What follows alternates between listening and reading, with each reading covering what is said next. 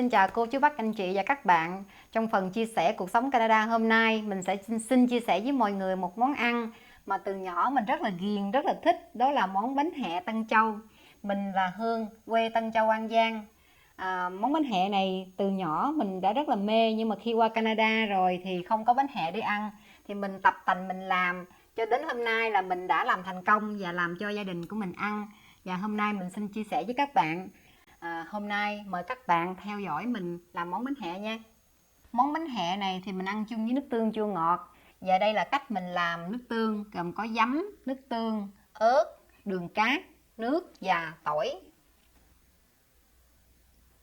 Bây giờ mình đong 1/2 cốc nước tương,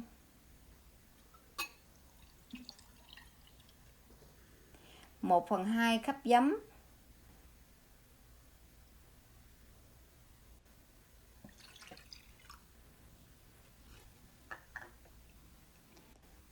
khoảng 2 muỗng canh đường,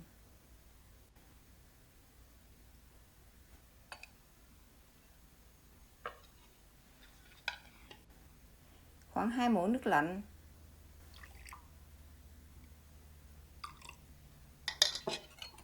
bây giờ thì mình quậy lên.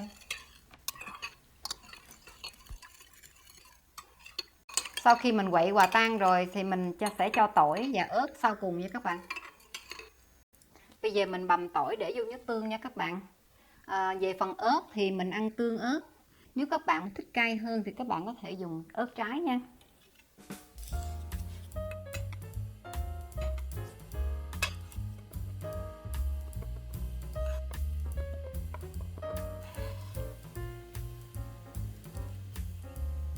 Mình cho ớt tương vào nha các bạn.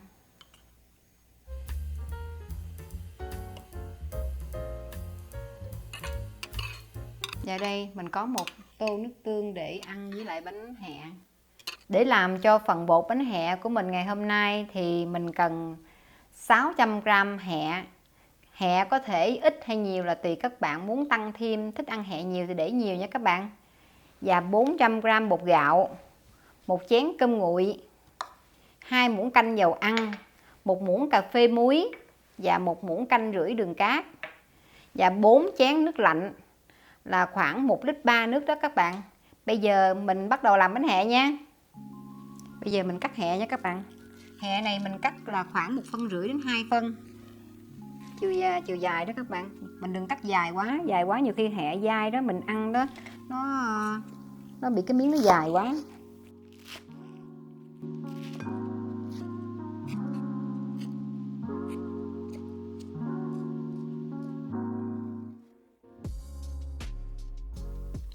Để làm món bánh hẹ này thì mình phải lấy trùng để cho hẹ nó dính trong cái bột nó đều các bạn. Thì bây giờ phần nước này mình sẽ chia ra làm đôi. 4 chén nước thì mình sẽ chia ra mỗi một bên là 2 chén nước. 2 chén nước mình để pha với bột, và 2 chén nước mình sẽ đem lên chảo không dính để mình lấy trùng. Mình sẽ chỉ cho các bạn cách lấy trùng rất là nhanh. Mình lấy trùng chủ yếu là để cho bột nó đặc lại, mà không quá đặc nha các bạn, nó giống như là sữa chua vậy đó, hơi đặc để cho hẹ nó dính lại với nhau, nó không có bị nổi lên trên mặt đó các bạn.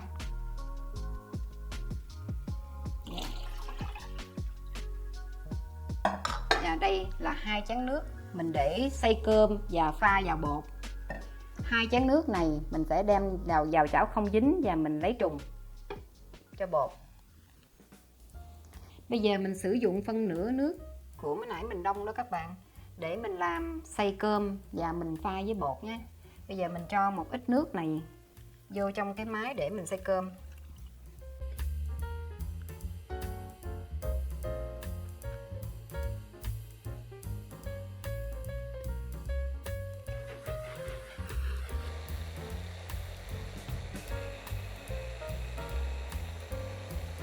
Sau khi mình xay cơm xong thì mình sẽ cho ra tô mình pha bột nha các bạn.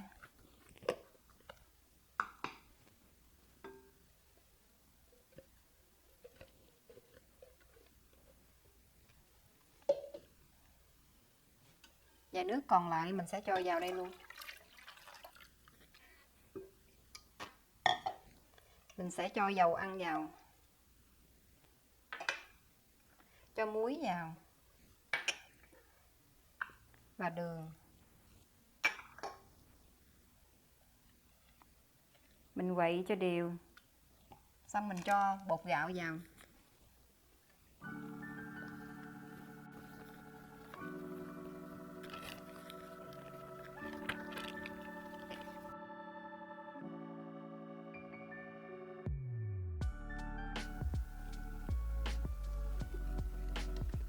Sau khi đã trộn đều rồi thì mình sẽ sử dụng phần nước còn lại đem vào chảo không dính để mình lấy trùng nha các bạn.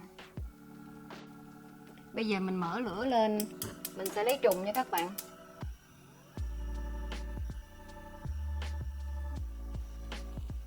Đây là chảo không dính và mình sẽ cho nước của mình vào. Đây là 2 chén nước còn lại mới nãy đó các bạn. Phần nước này rất là quan trọng. Các bạn không nên nấu quá sôi.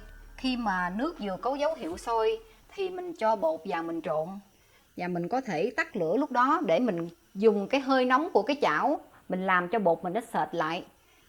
Nếu mà nước quá sôi và các bạn để lửa quá lâu thì nó sẽ dính ở dưới đít và nó sẽ bị ốc trâu, bột gì rất là dễ.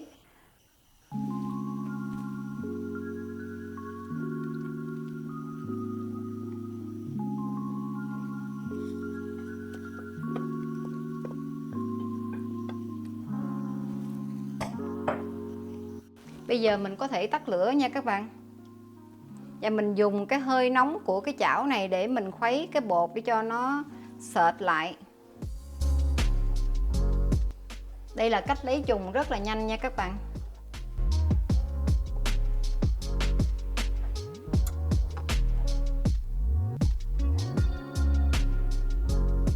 Làm cách như thế này thì bột mình sẽ không bị ốc trâu nha các bạn.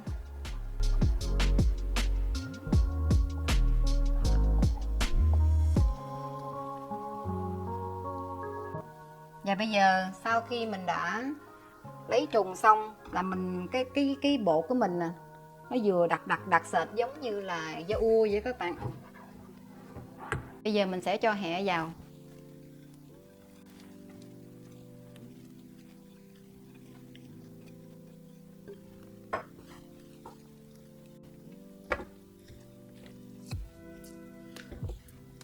Mình cho hẹ vào và mình trộn vào cho đều.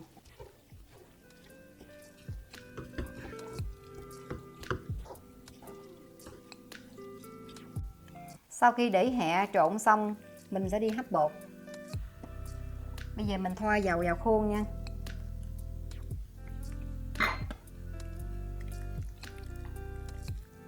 Thì mình sẽ cho bột hẹ vào.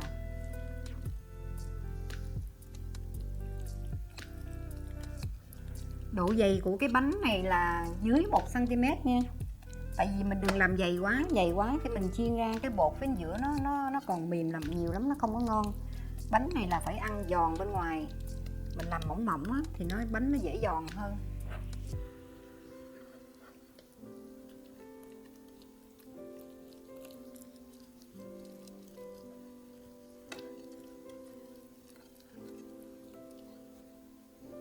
Với cái khuôn 23 cm thì sau khi mình trải mỏng ra là mình làm được khoảng 5 khuôn.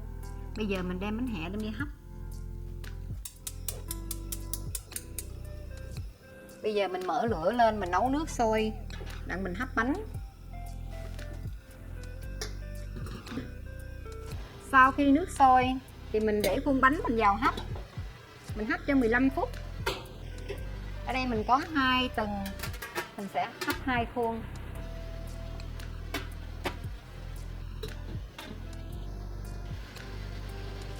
Và sau 15 phút mình hấp bánh hẹ của mình đã chín rồi. Bây giờ mình lấy bánh ra.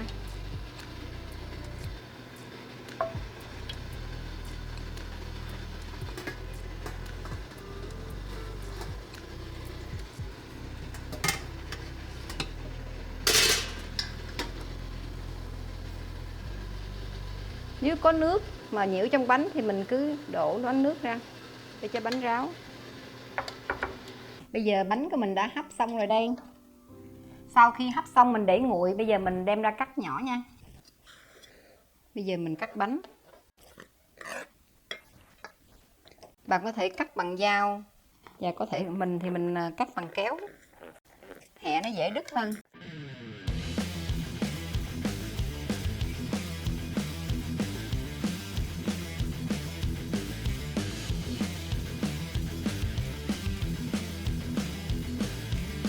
Mình cắt ra miếng nhỏ nhỏ vừa ăn như thế này.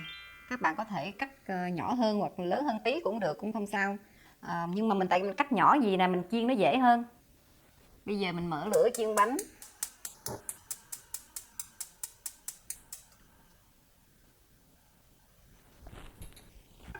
Lửa của mình là medium. Và mình để dầu vào. Mình chiên bánh vàng hai mặt. Sau khi chảo nóng là mình để bánh vào nha.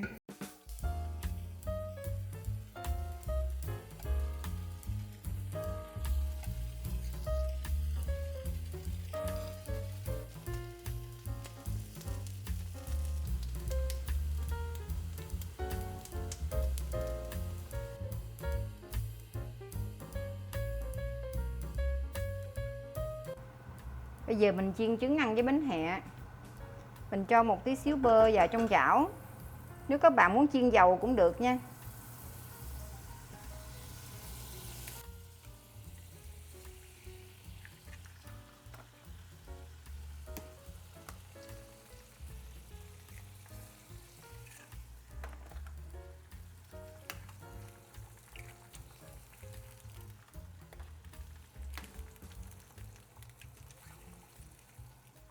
Mình làm 5 trứng.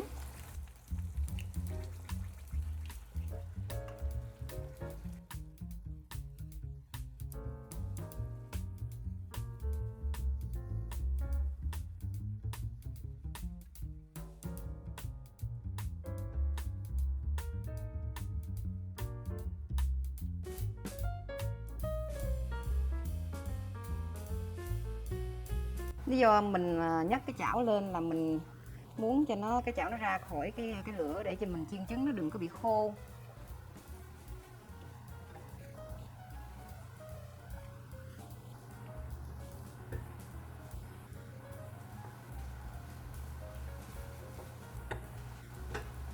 Và đây mình đã xong trứng scramble.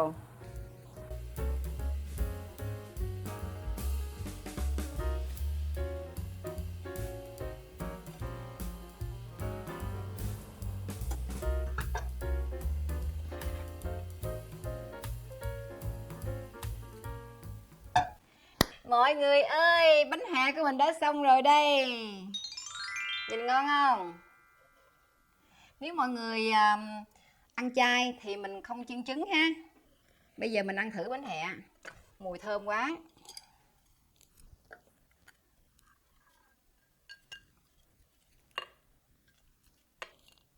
Ai mà đói bụng là ăn hết nguyên dĩa này luôn được á. Mùi thơm phức luôn.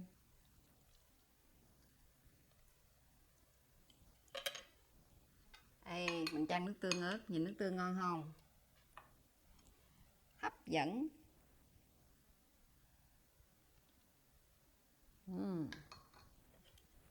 Giờ mình ăn thử nha. Bánh hẹ này á, ăn đặc biệt là bên ngoài là giòn, bên trong nó mềm.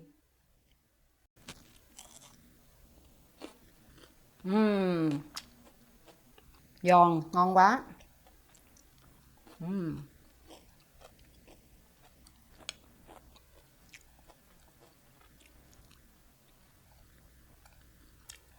Trứng béo ngon lắm. Bánh hẹ này khi mình chiên ra là mình ăn liền mới ngon. Bên trong á, nó mềm mềm mà bên ngoài nó giòn. Mình ăn cái bột á, nó có cái vị béo béo.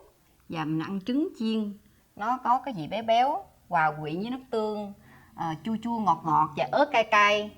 Rất là thú vị với cái món này. Các bạn thử làm món bánh hẹ này cho gia đình của mình ăn. Nếu các bạn thích phần chia sẻ của mình thì xin bấm like, share and subscribe để mình có động lực mình làm next video. Bây giờ mình xin tạm biệt và chúc mọi người một ngày hạnh phúc vui vẻ. Bye bye.